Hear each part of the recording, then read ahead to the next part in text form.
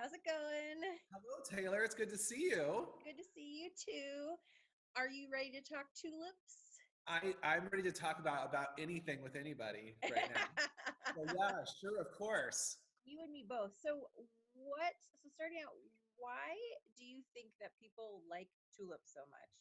Well, that's an interesting question. I think a lot of people like them because I think of them as, first of all, they come in almost every color of the rainbow. So Hmm. from very bright and colorful to very dark. I mean, they actually have some of the darkest, blackest flowers, that are really available. I think that is one of the things is that they come in almost any variety of colors. I always think of them as kind of a sign of spring as well, Hmm. especially when you see them in the supermarket when they're been forced and just are more available. I think that they're just I don't know, that's what I think of them as Yeah. just being a wonderful, and I love the smell of them as well. Hmm. I always remember my mother growing them when we were kids along the fence row, and just how they had a really great smell. And it reminds me that I should stop and smell them here sometimes as well. Yes. I love Um, that. and I I think love that that there's such a that's the variety. Oh yeah, there's like 13 different divisions of tulips out currently, and they're always making new hybrids and new cultivars. And with our different suppliers that we work with in the Netherlands, we are always experimenting with new ones as they come available. Cool. Yeah. So remind everybody when do you plant tulip bulbs? So in the fall. So you have to plant in the fall to enjoy them in the spring. So a good rule of thumb is that the soil temperatures need to be below 55 degrees. Okay. I know everyone has the thermometer in their soil beds, right? But you can Yes. look that up online. I think that is available like on the ISU extension. Mm. Usually here, we're going to be planting about mid-October Okay. in our zone 5B. So somewhere around in there. You don't want to plant them too early when, because sometimes you see them available at stores like maybe even into like early September. You really should hold off planting them for Okay. proper root development. Um, you wouldn't want them to start growing and then possibly try to flower without that cold proving time that they require. So we usually plant them in about mid-October, and then they'll start rooting right away. But Okay. we want to keep the shoots and flower development, at bay until spring. And are there any tips or tricks that people should know about when planting? Sure, yeah. So approximately here, we usually go to try to get a good rule of thumb on any bulb is about the depth of the bulb should be about 2.5 times the diameter of the Okay. bulb. So that would, for most tulips, it'll end up being about 6 inches. So we use a trowel that has 1, 2, 3, 4, 5, 6 inch different depth on like a ruler built into the trowel. Hmm. So and we try to get that bulb, the base of that bulb, the bottom of it, to about 6 inches. Another great thing to think about is your soil quality. Mm. So we will amend or till those beds prior to planting. It's a lot easier to plant in a soil that's been worked up than a really hard clay, um, hard pan. Well-drained soil, also very important with tulips. They despise, and most bulbs in general, despise wet or standing water.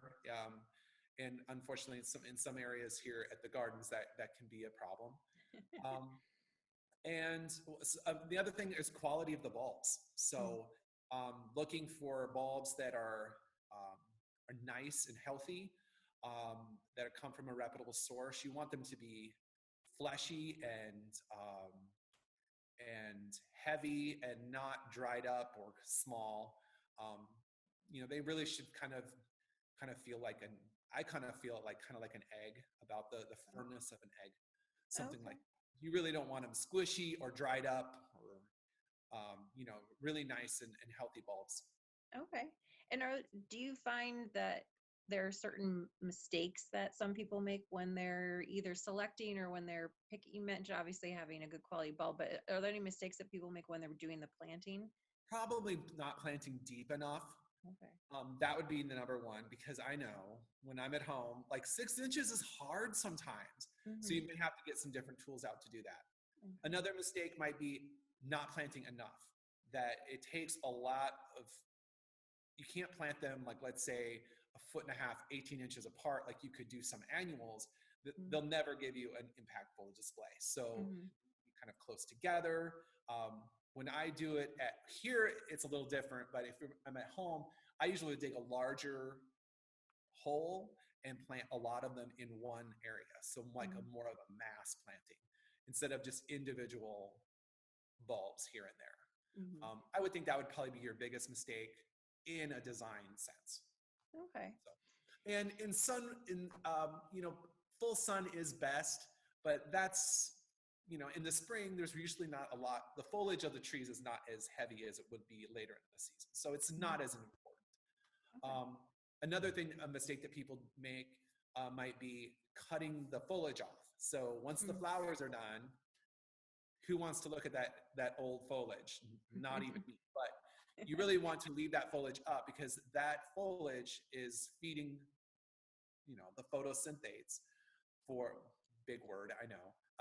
But the food basically for the bulb to regenerate and get ready for next year's display. So you want Okay. to leave that until it starts to yellow, which can go into June. So Okay. So should you then, is it okay then to leave bulbs as is, or do you need to, dig them up and So in our climate, no, you can just leave the bulbs right where they're at. Mhm. Um, and the main thing would be to leave that foliage up if you're going to try to keep them as perennial.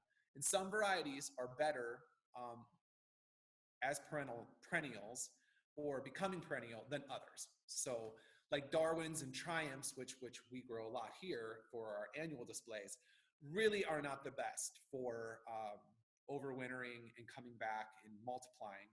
But you might be better off to go with more like the species tulips, which are usually smaller but are a little more um, hardy and perennialize more easily. Okay. But with a Darwin or a Triumph or some of the more exotic ones, you can usually get several years in our area before Okay. the flowers start to fade. Okay. Cool. So switching from, since you've been talking about what we do at the gardens, um, Yeah.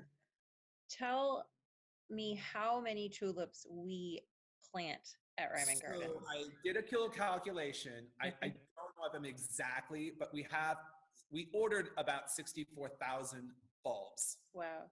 for this spring. I know it's kind of disheartening, right? There's 64,000 out there. Now, there are some other things. There are some hyacinths and some other bulbs that are in that list that I couldn't really separate out. But Sure. about 64,000 in the ground. Now, we also have bulbs that have been grown out for forcing as well, Sure. that aren't calculated in that number, but somewhere around there. So quite a few then. Quite a few, many different varieties and different divisions are represented as well. So Mhm. Cool. So what do you think makes our tulip displays so special? Well, just the impact that we make Hmm. from what we used to do. I just think we are always trying new ones as well. So you're never going to come back. Well, you can come back and find the tried and true ones, but we're always trying new cultivars, new designs. I think that that's part of our design process. Is trying to incorporate to our theme year. Hmm. So we always are trying to do different layouts, different combinations of tulips, trying to extend you know, the display as long as possible by planting from early varieties to very late varieties, so we can the display can kind of change over the course of a couple weeks. Hmm. That's always great. Other things that we do is just the density of bulbs. Yeah. I mean, all the volunteers that come, and you're like, oh, like thank goodness we have like 30 people, because that bed, would take all afternoon to do Yeah. like 3 or 4 thousand bulbs in one bed. So, Hmm.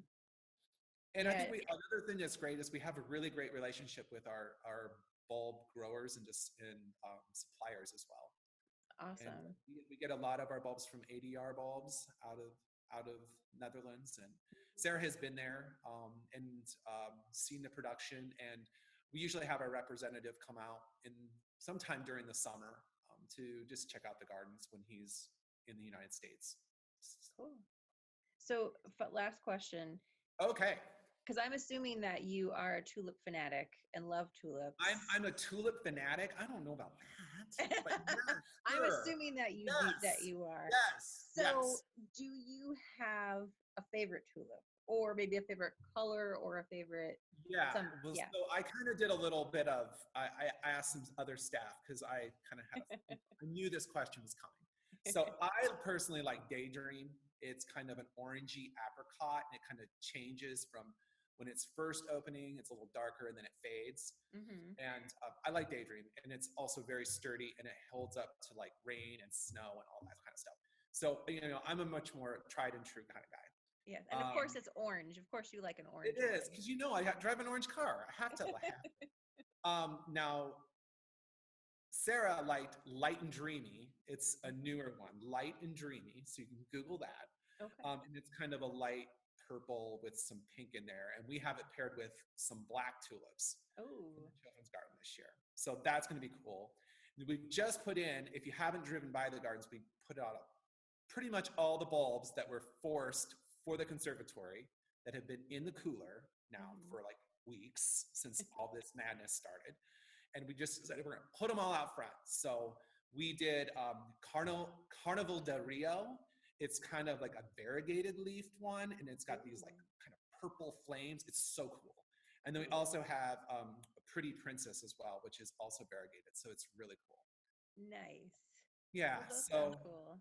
I yeah, like the little I don't know, I'm not a horticulturalist, it's so okay. I don't know all my names and everything, but I really love like the little baby tulips, the little But tiny like remember ones. the species tulips? That's what I was talking about with that Yeah. do more better for perennialization. So Yeah. we planted a lot of those last year into the gravel garden and in the Mhm. hillside, and they're coming up and looking beautiful. So I'll take some photos and hopefully we'll get some of those posted as well. Awesome. Well, Yeah, thank you, Ed, for sharing all of your no ideas and everything problem. about tulips. So Yes, and we're getting awesome. ready for the spring here, and things are growing, and we're still doing a lot of work here. So, yeah, Yay. Thanks, Ed. it was great to see you. Have a great afternoon. You too. Bye. Bye. Bye.